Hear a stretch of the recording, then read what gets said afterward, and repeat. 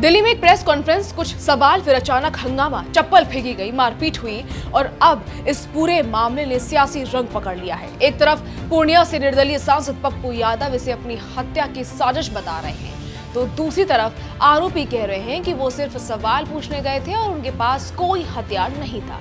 अब दोनों पक्ष अपने अपने दावे कर रहे हैं। पुलिस जांच में जुटी है और इस घटना ने कई नए सवाल खड़े कर दिए हैं। आखिर उस प्रेस कॉन्फ्रेंस में हुआ क्या, दोनों पक्ष क्या कह रहे हैं और पूरा विवाद कैसे शुरू हुआ, चलिए आपको पूरी कहानी बताते हैं। दिल्ली स्थित अपने आवास पर प्रेस कॉन्फ्रेंस के दौरान पूर्णिया से निर्दलीय सांसद पप्पू यादव के साथ जो हुआ, उसने सियासी गलियारों में नई बहस छेड़ दी है। प्रेस कॉन्फ्रेंस के दौरान अचानक कुछ लोग सवाल पूछने लगे। देखते ही देखते माहौल गर्म हो गया, बहस बढ़ी और फिर चप्पल फेंकने और धक्का मुक्की की घटना सामने आई। इसके बाद दोनों पक्षों ने एक दूसरे पर गंभीर आरोप लगाए हैं। सबसे पहले बात करते हैं आरोपी पक्ष की।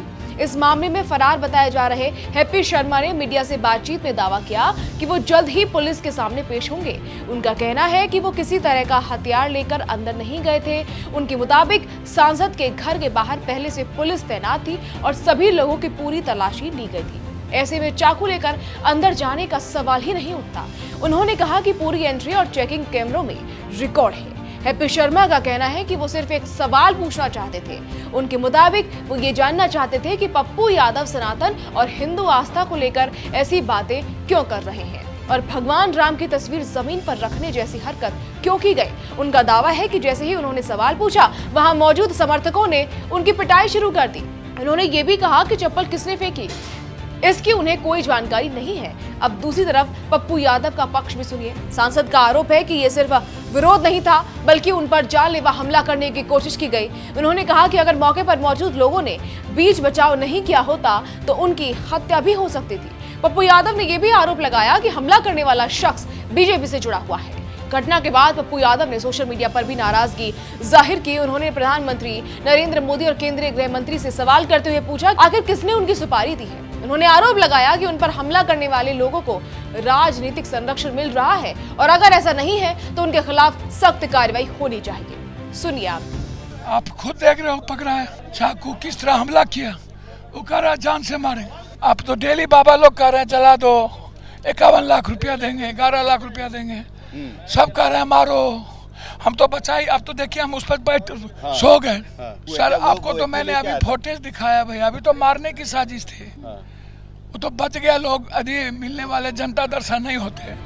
हंगामे के बाद पप्पू यादव ने अपने घर पर ही प्रेस कॉन्फ्रेंस की और कहा कि संसद में भगवा कपड़े पहनकर किए गए उनके विरोध प्रदर्शन के बाद से उन्हें लगातार धमकियां मिल रही हैं। उनका दावा है कि धमकी देने वाले लोग एक दिन पहले उनके बच्चों के घर तक भी पहुंच गए थे। इसके बावजूद उन्होंने साफ कहा कि वो डरने वाले नहीं हैं और मंदिर या धर्म के नाम पर अगर कहीं भ्रष्टाचार होगा तो उसके खिलाफ आगे भी आवाज उठाते रहेंगे।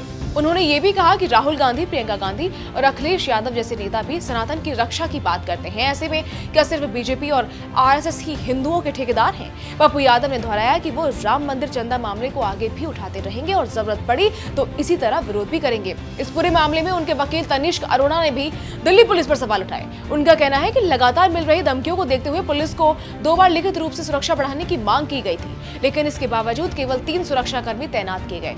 अब कानूनी टीम इसे सुरक्षा में बड़ी लापरवाही मानते हुए अदालत जाने की तैयारी कर रही है। हालांकि दिल्ली पुलिस की ओर से अभी तक इस मामले में विस्तृत बयान सामने नहीं आया है। दरअसल इस विवाद की शुरुआत संसद परिसर में हुए एक विरोध प्रदर्शन से हुई थी। शुक्रवार को पप्पू यादव भगवा कपड़े पहनकर साधु के वेश में संसद पहुंचे थे। वहां उन्होंने राम मंदिर चढ़ावा मामले को लेकर एक प्रतीकात्मक नाटक किया। इस दौरान राहुल गांधी समेत कुछ नेताओं की मौजूदगी का वीडियो भी सोशल मीडिया पर वायरल हुआ। वीडियो सामने आने के बाद वाराणसी में पप्पू यादव और राहुल गांधी के खिलाफ धार्मिक भावनाएं आहत करने का आरोप लगाते हुए शिकायत दर्ज कराई गई और एफआईआर भी दर्ज हुई। इसी विवाद पर अपनी सफाई देने के लिए पप्पू यादव ने दिल्ली स्थित आवास पर प्रेस कॉन्फ्रेंस बुलाई थी, लेकिन प्रेस कॉन्फ्रेंस के दौरान समर्थकों और विरोध करने आए लोगों के बीच पहले बहस हुई, फिर धक्का मुक्की और उसके बाद चप्पल फेंके जाने की घटना सामने आई। इस मामले में एक और आरोपी सुमित गिरी का नाम भी सामने आया है, जो उत्तर प्रदेश के बुलंदशहर का रहने वाला बताया जा रहा है। इस बीच उसकी मां का एक भावुक वीडियो भी सामने आया है। वीडियो में वो कह रही है कि उनका बेटा रविवार दोपहर घर से लंच बॉक्स लेकर ऑफिस जाने की बात कहकर निकला था। बाद में मीडिया में तस्वीर देखने के बाद उन्हें पता चला कि वो दिल्ली पहुंचा था। उन्होंने अपने बेटे को सुरक्षित घर लौटाने की अपील की और कहा कि हत्या की साजिश जैसे आरोप पूरी तरह गलत है। उधर हैप्पी शर्मा का भी एक वीडियो सामने आया। उसमें वो कहते हुए नजर आ रहे हैं कि वो साधु संतों के आंदोलन का समर्थन करने दिल्ली पहुंचे थे। जब वहां पता चला कि आंदोलन खत्म हो चुका है तो उन्होंने पप्पू यादव से मिलने का फैसला किया। उनका आरोप है कि सवाल पूछते ही सांसद के समर्थकों ने उनके साथ मारपीट शुरू कर दी। फिलहाल इस पूरे मामले में दोनों पक्ष एक दूसरे पर गंभीर आरोप लगा रहे हैं। एक तरफ पप्पू यादव इसे जानलेवा हमला बता रहे हैं तो दूसरी तरफ आरोपी खुद को बेगुनाह बताते हुए सिर्फ सवाल पूछने की बात कह रहे हैं।